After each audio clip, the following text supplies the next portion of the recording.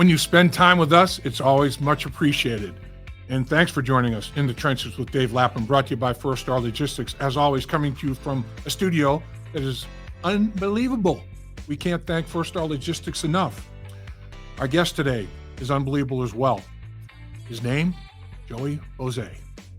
He is the Director of Player Performance for the Cincinnati Bengals. That entails strength and conditioning. It entails diet. It entails proper rest. It entails a whole bunch of things. Joey Boese is kind of like the liaison between the players and the rest of the coaching staff.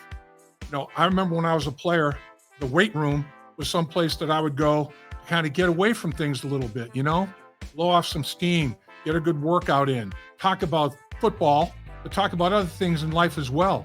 And Joey Boese's whole attitude is to make it that, to make it comfortable, make it stress-free. And while doing that, having the players work to improve their bodies, strength, flexibility, power, all kinds of things that he works on with these players. And it's not cookie cutter. He's got a program for each and every player because their body types are all different. They play different positions. They need different things to grow and develop in those positions. And he is a valuable member of this coaching staff. And he sits in on meetings when these coaches get together. He's instrumental in what they do with the Cincinnati Bengals. You got to get your body and mind right. Nobody does it any better than Joey Boese with the Cincinnati Bengals.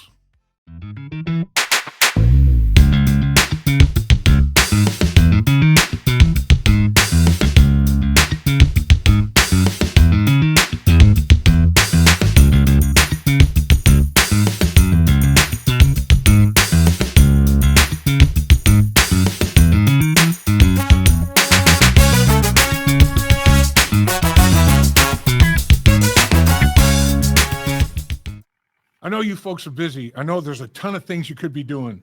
So to carve time to join us on the trenches with Dave Lapham, brought to you by First Star Logistics, as always, coming to you from the studio that they provide for us. We're eternally grateful. And I'm eternally grateful to be joined by the guest that has carved time from his busy schedule to join us right now. And that's Joey Boese. Joey, I'll tell you what, man, you're a busy guy. There's no question about that. You got a lot going on. Appreciate you taking some time to join us today. Thanks for having me on, Lap. It's a pleasure.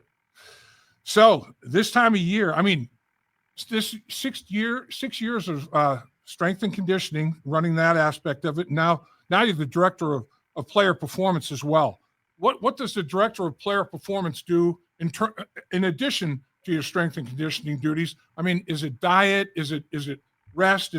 What kind of things are you involved with the players? I think the title is just the title. I don't think it really changes the job. I think my interaction with our nutritionist, our medical staff, our coaching staff, everybody involved with the players, and the communication that we have, is part of the job that I have here. As being a strength and conditioning coach, I think, yes, obviously we do the weights and the conditioning and the running. But there's a lot more that goes along with the job than just the strength and conditioning aspect of it. So, I really like the fact that you speak from experience because you played the game at the collegiate level. You played, in the Big Ten. You played some big time football at Wisconsin. You're a 3-time academic all conference player, so you took advantage of the student athlete part of it, man. You hit the books, you hit the field, you hit the weight room, you hit everything. I think that gives you instantaneous credibility with players. Have you found that to be the case? I think my playing experience really did help me in my career path. There's no question about that. I'm a big believer in you have to know how these guys feel, whether it's after a game, whether it's after a workout, but understand, what the physical aspect is gonna do to the body and how they're gonna react to that, not only the day after, but 2 days after, a week after, so on and so forth. So my experience playing has definitely helped me in my career right now. So you're on back-to-back Rose Bowl teams, also a Sun Bowl team, not just played at Wisconsin, but experienced tremendous success, as a player at Wisconsin. And guys understand that part of it too. It's like you know of what you speak, man. I mean, it's like you lived it. You lived it. It's big. I did, and football's given me a lot of things in my life. Like you said, I played at Wisconsin, played in the Canadian Football League for a couple of years, and I've been around the game at a pretty high level since I've been 18 years old. Was fortunate enough to go to a great high school, modern day high school out in California, and so football has been a huge part of my life, playing and coaching for the last, almost 30 years. So I'm sure you've seen a lot of evolution in with respect to your field and how the players. I mean, it's so much different. When I think back to when I broke into the league in the 1970s, to what we had to work with, and as opposed to what it's like today. I mean, it is night and day. And the players, man, the opportunity to develop, to grow, not only physically, but mentally and everything, with respect to what you do for these players, is such an edge, man. I mean, it helps your career. I mean, you can play a long time if you take care of yourself, and that's what you're trying to do, is help these guys take care of their bodies, improve their bodies, keep their bodies in peak condition, right? Yeah, longevity is the name of the game, and we're trying to help guys, maximize their careers. Whether you're in the league for 3 years or 8 years or 10 years, our job is to try to help them perform at the highest level and keep them as healthy as possible during that time. The thing, I'm sure it's a collaborative kind of scenario with respect to things that you do from a program standpoint, because when you look at it, and it was even, back in the archaic days in the 70s, defensive backs had different workouts than defensive linemen. Running backs had different workouts than offensive linemen. And that's the case, and probably even more so. How tailored are the workouts to each specific group? I mean, is there any carryover? Is there some carryover, or how does it work? Obviously, there's some carryover. I mean, the fundamentals are the fundamentals, right? And so in the weight room, there is some carryover there. And then obviously by position, and then not only by position, but individually. We're dealing with guys of different ages. Some guys have been in the league, like I said, 1 or 2 years. Some guys have been in the league for 10 years. So you're going to treat those individuals differently. And then what guys need. Some guys have different strengths and weaknesses, and we try to identify those and then create a program that's individualized for the individual player. And usually that's based off of the position they play.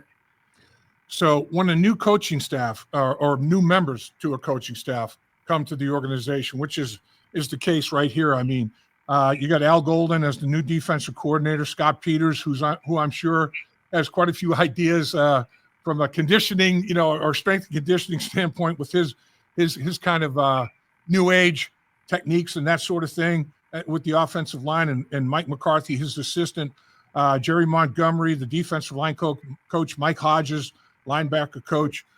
These guys are all, these assistants, pretty young guys. Do you, when you're putting together your program for specific position group players, what kind of dialogue do you have with the position coach? And, will you sit down with these new coaches and maybe kind of a give and take, maybe things that they saw that worked well, wherever they came from, and that kind of thing? You're a guy that is super intelligent. Like I said, academic, all Big 12 for 3 years, man. Super intelligent guys. A guy. Are you a collaborative thinker that way? Yeah, I think there's always collaboration. I think open communication is the key to success. And so when new guys come into the staff, some of these guys I know, some of these guys I don't know, getting to know them on a personal level, I think is very important. And then explaining what we do, telling them the why and why we do things and how we train. And then obviously asking them about what they're looking for. Every coach has a different style, and I've been doing this long enough to know that guys have specific things that they want out of their players, and it's my job to help bridge my world and their world to make sure that the players are ready for that. Coach Peters, I think, is an interesting guy because the techniques that he teaches, the martial arts aspect of it. But a lot of it's like he wants to get your length longer. He understands the human body, and he understands, how to leverage it and take advantage of it to the fullest in your side of things. That's an interesting guy to work with, isn't it? Yeah, and I haven't gotten a chance to sit down and talk to Scott a ton yet. They've been busy kind of doing the evals and getting all the stuff set up the first couple of days here back. But I'm excited to work with Scott and interested to hear some of his ideas, moving forward. So take us through the season ends, and unfortunately the Bengals, a play, literally one play from being in the playoffs, but it didn't happen, and the season ends. So I'm sure the guys, there's some downtime, there's some recovery time, but then not long thereafter, they're starting to the process and getting ready for 2025. Take us through that. Does it vary? Like you said, some guys are 10-year veterans. Some guys are, rookies going into their second year. And, the development of those guys is a lot different than, taking care of a guy finishing year number 9, going into year number 10 kind of thing.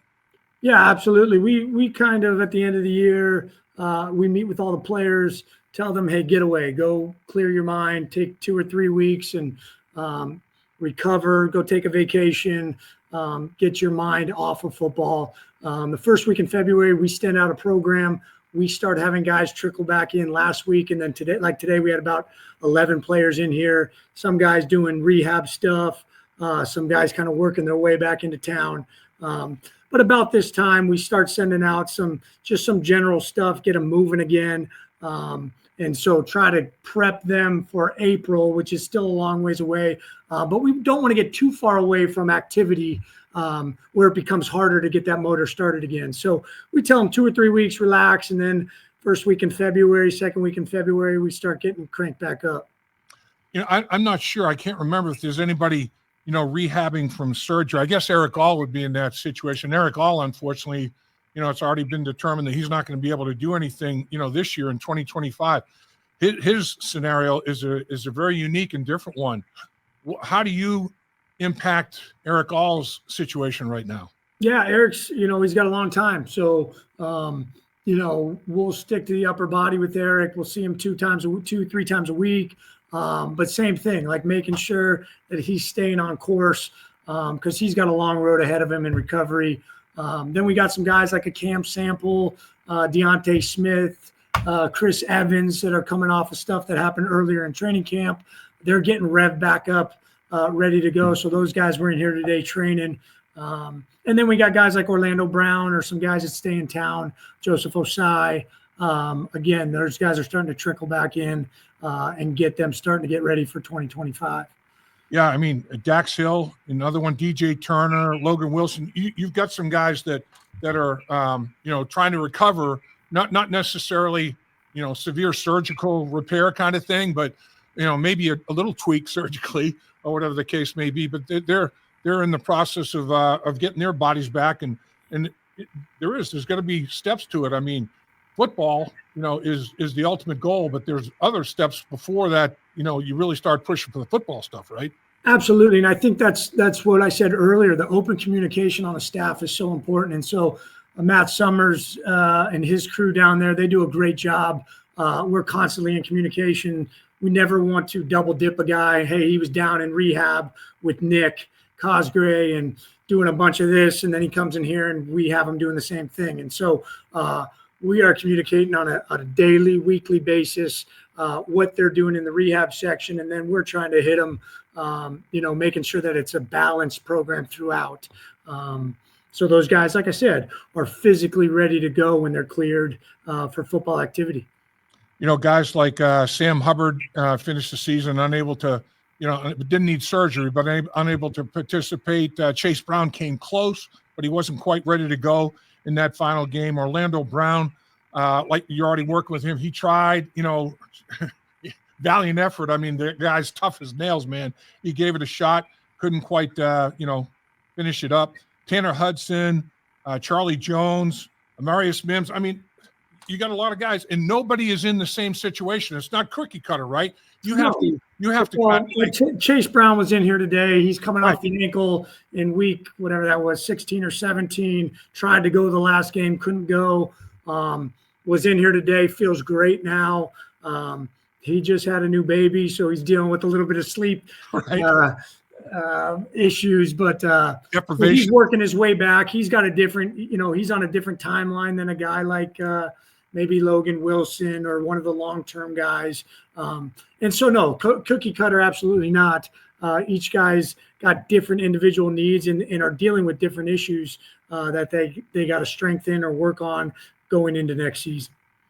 So we've talked about this before, but the time you spent at Texas A&M, Zach Taylor was there at that period of time. Other assistant coaches that you met when you were there, that you've worked with the Cincinnati Bengals and other organizations. Now they come to the Bengals through other organizations, not just Texas A&M, but your history and places that you've been during the course of your career, building up to where you are now, right with the Cincinnati Bengals. How many of these coaches on this coaching staff are part of that fraternity that you had spent time with somewhere, or you had heard about and knew, very, very well? Maybe you as a coaching staff coached against this guy when he was at the collegiate level or whatever.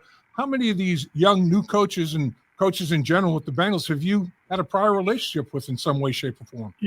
Quite a bit. I think the coaching fraternity, whether you worked with a guy or you played against a guy or a guy that worked with a guy, usually you have a relationship with somebody in other buildings quite often. As far as this staff goes, Troy Walters was at Texas A&M with us, myself. Then we just hired Mike Hodges. Zach Taylor was there. Brad Craigsthorpe's dad was there back in the day. So I didn't know Brad, but I knew his father. And so there's a lot of connections from my time at A&M and my 12 years in college that I've met a lot of guys that either here in this building or in other buildings that I know. So when you have a staff that is being reshaped and reformed, there's been obviously an emphasis on youth. I mean, this is a young group, this coaching staff. And with that young group comes, energy, enthusiasm, excitement. Not that if you're in your 50s, it's not like you're ready for retirement and you're drinking Geritol. But I mean, when you get guys in their 30s and 40s, I mean, some of them aren't that much older than some of the players that they may be coaching, and that's kind of a dynamic that's very interesting, because you're in that situation. You're a young guy, coaching players that aren't that much younger than you. Yeah, I really like it. I think it does bring an energy level to the building and excitement to the building. I think there's some things that maybe some younger guys can relate with these players maybe a little bit more on a personal level. But yeah, I think we do have a youthful staff. I'm excited. There's a lot of new energy in the building. You talk about relationships. I know Al Golden from his time here before. Yep.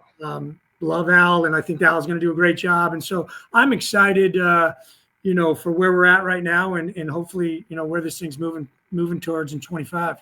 So when you guys have organizational coaching staff meetings, I'm not saying that you're a part of every one of them, but I'm sure you and your guys sit in on some meetings that the coaching staff has. I'm sure there's quite a few of those meetings. Every bit of information that you can garner from those type of meetings is going to help you put together a program that's going to help them, right? Absolutely. And again, back to the communication piece, I think the more you know, the better off you are. Whether it's, I understand what Troy Walters is looking for in pre-practice warm-up.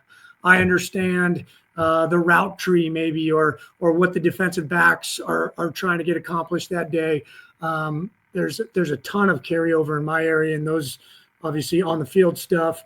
I think that's important. I think that's very important. I'm in a lot of those meetings, and it's good to hear other people's ideas, other people's thoughts on how they see things. It's not always the same, but it gives you perspective on what we're all trying to get accomplished. And I bet too, everybody shares information in the National Football League. It's not like, oh man, the arch enemy. I mean, coaches share information with other coaches. Strength and conditioning coaches share information with other strength and conditioning coaches. And as you're talking about and evaluating what a veteran free agent might bring to the table, and up comes the topic of, all right, well, what kind of guy is he? What's his personality like? I mean, is he going to be a pain in the ass as the locker room? Is he going to be this? Is he going to be that? You guys, I'm sure, with other strength and conditioning coaches around the league, I mean, they'll say, boy, stay away from this guy. This guy's an unbelievable guy. Not only the assistant coaches, on the coaching staff, game planning and all that, but I'm sure that they tap into, the organization as a whole, management, scouting department. I'm sure you're in on those, and it's like, what have you heard, Joey? What do you know about this dude? Yeah, I think we have a unique perspective because of, the area that we're in. We're not teaching scheme or deciding playing time or any of those things. And so our relationship with the players is a little bit different. I think our exposure to the players is definitely different. I deal with the whole team. I don't have 10 or 12 guys that I'm mainly focused on. I'm focused on the whole team. And so I have a different perspective maybe on some personalities, guys desire or want to, or their daily habits, those sort of things. I think I can bring some insight. And then you talk about free agency or guys that are not in the building that might come in the building. Of course, I'm trying to connect with all the people that I might know at different places that might have had a guy, just to get some insight on us on kind of what kind of person the guy is. The tape will tell you what kind of player he is. But I think Zach has done a tremendous job, Duke Tobin, the whole organization, of bringing the right people in the building. And I think that is on any winning culture, winning team, that is critical to your success. And you've got collegiate experience. You have professional experience. I mean, you've got contacts. You got tentacles at all levels of football. I mean, so it's not like, okay, well, Joey, he might have some information on this veteran free agent. How about these guys for the draft? I mean, you know people at these universities and these colleges. For the same reasons you just talked about, they're going to have a unique perspective, maybe unique information that the scouting department hasn't unfolded yet. Yeah, and you might have a relationship with a guy where he's going to give you maybe more information on an individual than he would give a scout that he doesn't know. And so I think, like anything, your network, and not only myself, but all the coaches, I think that's invaluable as you start to talk about what kind of people and players you're bringing into the building. The more people that knows them, the better chance you're going to have to hit on those guys and make the right decision on who you're bringing in.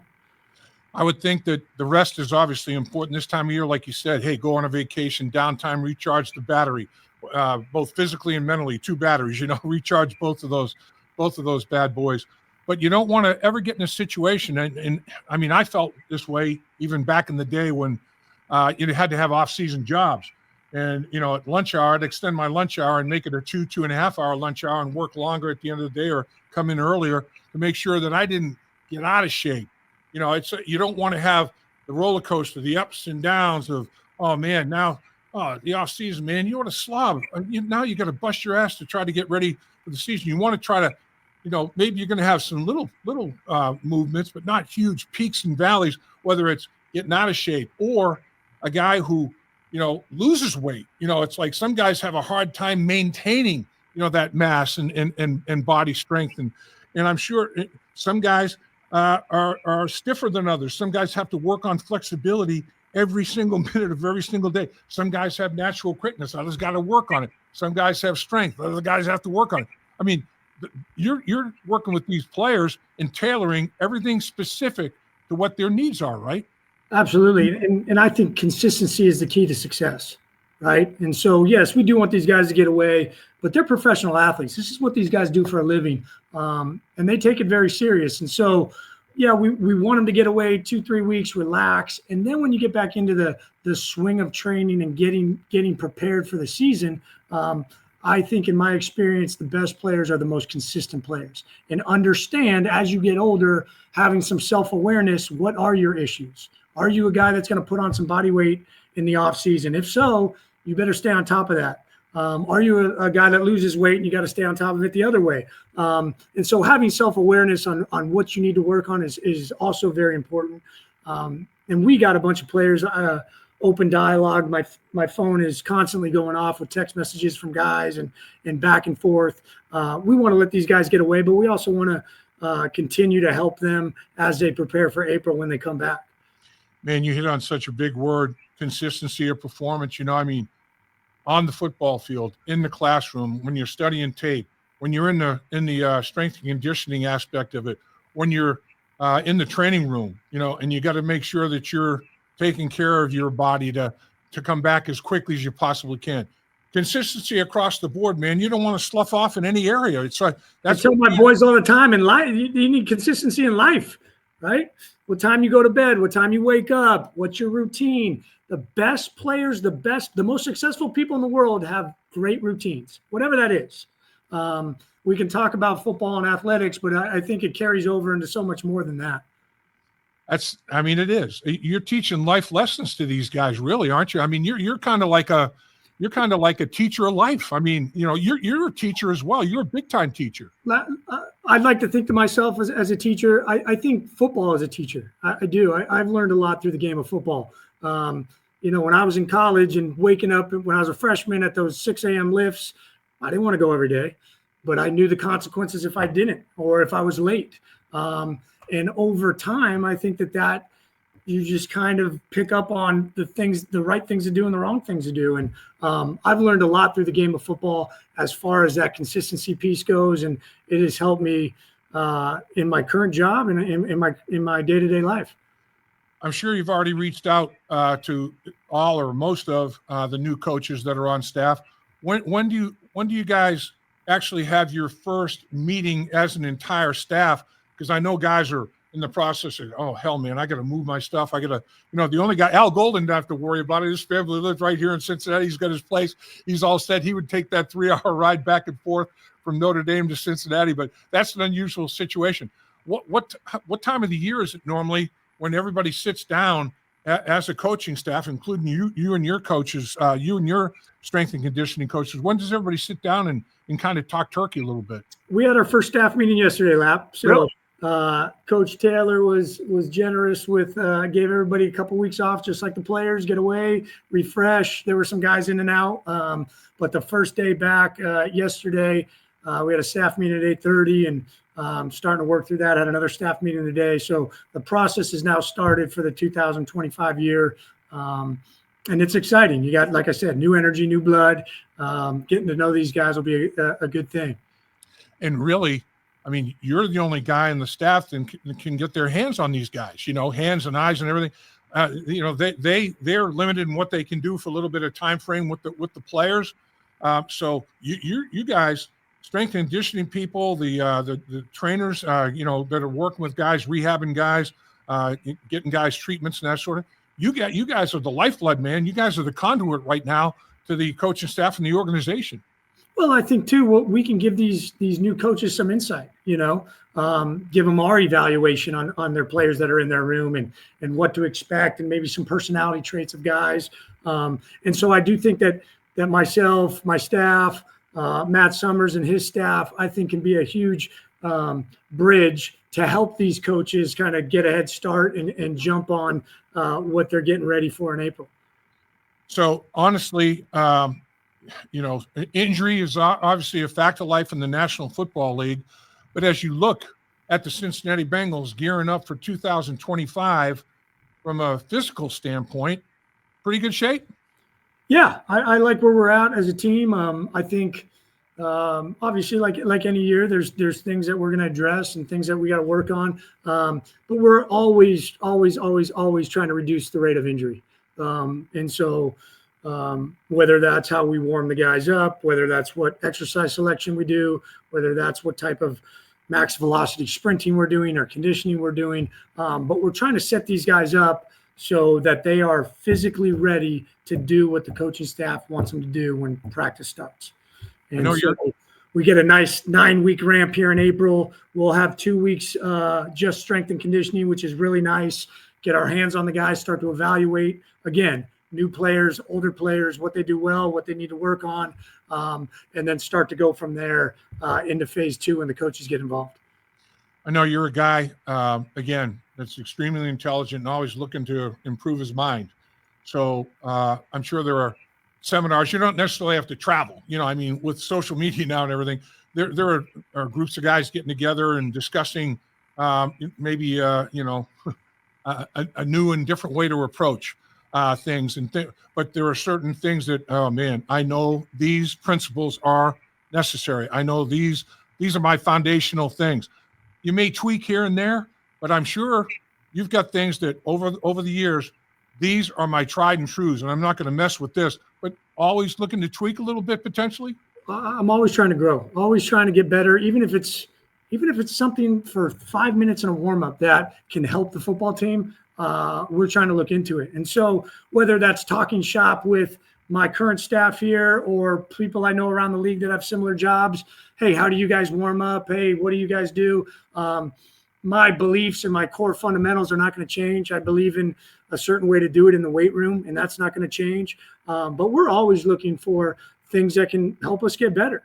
And whether that's, like I said, warming up, exercise selection, timing of events. I'm really interested in other people's routines. Your daily routine. Hey, how do you start? How do you finish? Some guys finish with this. Some guys do the core work in the beginning. Some guys do it at the end. Some guys do the warm up here. Some guys do it there. And so it's not maybe necessarily what we're doing, but maybe the order of events or little things that we're doing that we could tweak a little different for certain positions or players. So with that, you have a plethora of ways to get information. You're a CSCS member, Certified Strength and Conditioning Specialist. You're an NSCA member. That's a member of the National Strength and Conditioning Association. You're a CSCCA, Collegiate Strength and Conditioning Coaches Association member. You have a myriad of avenues to get and gather new information, not to mention. I got a cell phone too, Dave. Yeah. I mean, that's not on a cell phone. Yeah. And and not to mention all the strength and conditioning coaches at the professional, the collegiate, the whatever level. Yeah. There's a lot of information out there. And so I do think you got to believe in something. You got to, because you can get carried away with the new trends of this and that. And I believe if you want to prevent injuries, you got to get them strong. This is still a big man, strong game. And so I do think your foundation has to be strength. And there's different fads that come along. Some are good, some are bad. I think the biggest change over the last 10 years, 12 years has been the technology piece. And that should just confirm what you see, whether that's the GPS on the field, whether that's Tendo units in the weight room. Those numbers should confirm what you already see as a coach. And that's been the biggest change, I think, in my career is the advancements in technology and how much you can use technology to benefit the players. And we do a ton with Catapult and the GPS system, measuring how much guys run at practice, how fast they're running, change of direction, all of those things. And that helps us with the coaching staff, with individual players, with position groups, and Coach Taylor structuring the days in practice, how long practices are, how short they should be. And so that's been one of the biggest things that we dive into as of late is some of the technology stuff. I remember as a former player, when I was a rookie, I didn't know what I didn't know. It's like I thought I knew some stuff. I thought I knew football. But the National Football League, it's different, man. These guys are all really, really top shelf. They're the top of the line professionals, and so are the coaches, so are the strength and conditioning, so are the everybody. And it's like, man, I learned so much my rookie year, but it was like, whoa, it was like a whirlwind, And then from year 1 to year 2 is when I feel like I made my biggest strides, because it was like, all right, let me review everything I learned as a rookie, and let me just soak in everything like a sponge that everybody's got to say, so I can really improve from year 1 to year 2. That's when I made my biggest strides. Do you feel like guys from year 1 to year 2 are your sweet spot to not only help them, continue to understand the transition, I should say, to the National Football League, not just physically, but mentally? Oh, no doubt about it. You get to the NFL, it's so much different than college, right? And in college, the routine and the regiment is very laid out for these guys. Then you get to the National Football League, these guys are grown men, they're professionals. And so obviously we have a routine and a structure here, but we're not watching them when they leave the building. We're not telling them what time to wake up. There's certain things where they got to kind of figure out on their own. Some of the studying habits that guys have and those sort of things. The days are longer, right? So we have the players from 8:30 in the morning till 4:30, 5 at night. It's all ball, right? Where in college, you might go lift for an hour, you go to class for 4 hours, you come back and you practice for 2 or 3 hours, right? And so the days split up. Here it's 9 to 5 football. And so whether that's walkthroughs, film study, weightlifting, all of those things are crammed in, or not crammed in, but they're your whole day. And so there is a big transition from college to the National Football League. And I do think guys make a huge jump from year 1 to year 2, but I've also seen guys take huge jumps from year 4 to 5, from 5 to 6, right? And that's been cool to see. Some of the players we've had here, just kind of how they've evolved, things that they've been self-aware enough to know, hey, I got to work on this. And then they put in the time and the effort to do that. And then the following season, they see the results. I think that's the most gratifying part of my job is kind of seeing that evolution of the players and seeing guys get better along the way. Man, you're so right, Joe. I mean, it's like some players, the light goes on at different times for different guys, you know. Some guys get it right away. Some guys it takes a little bit longer to, finally get it. And some guys maybe get it in shifts, it's like. And, I'm talking about all the physical stuff, the mental stuff, the scheme that these guys are running. Sometimes I'm in there listening to it and I'm like, phew.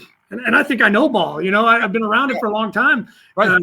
The checks and the if he does this, you got to do that. And it's so much more complicated than the college game schematically. And so mentally for guys, some guys pick it up real quick and some guys, it might take a little bit of time.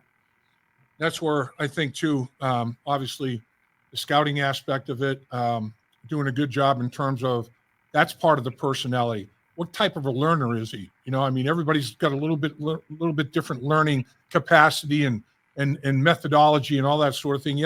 There's so many things you have to consider. It's unbelievable. And I will say, finally, and again, I took more of your time than I said I would, but you're so damn good. And the conversation is always so enlightening. To me, I really always did appreciate when I grew and developed as a player, it wasn't just my position coach, my offensive coordinator, my head coach. It was the strength and conditioning people. It was the people in the training room making sure, hey, you ice and your, heat when you need to. All the things that every single thing can make you better if you do it the right way. And taking advantage of all of it.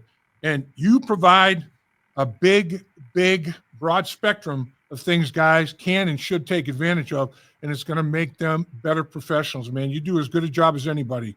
Well, I appreciate it, Lap, and we do. We got a lot of great people in the building. I think that starts with the organization, Duke, obviously Zach, and it's the energy people bring, whether it's the people in the cafeteria that are feeding us, the training room, us down in the weight room, the coaching staff. It's anyone who interacts with the players, I think has a hand in our success. It is, man. And people say, it's cornball, man, when you're talking culture and environment. Oh, crap. I'm cleaning up. Hey, go to a job you hate every day and call me in 30 days, right? Bingo. No doubt. If you're white knuckling driving down there every day, God, I hate this guy. I hate this. I hate this. I hate that. Man, nothing worse. Yeah. Nothing worse, man. Life's too short, man. No doubt. Well, all I can say is you provide a hell of environment for players for many reasons.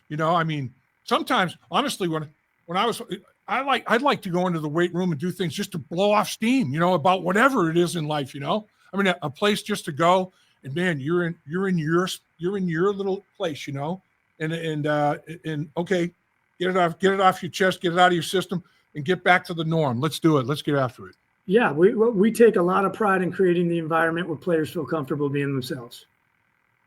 Right. And so when you feel like you can be yourself, then I think you get the best version of yourself. I think you get the best version of the player. And we try to create a relaxed environment down here. Obviously, there's work that goes into it, but I always want the players to feel like they can come down here and be who they are and talk how they want to talk. And whether we're just a guy to listen to them or maybe give some advice.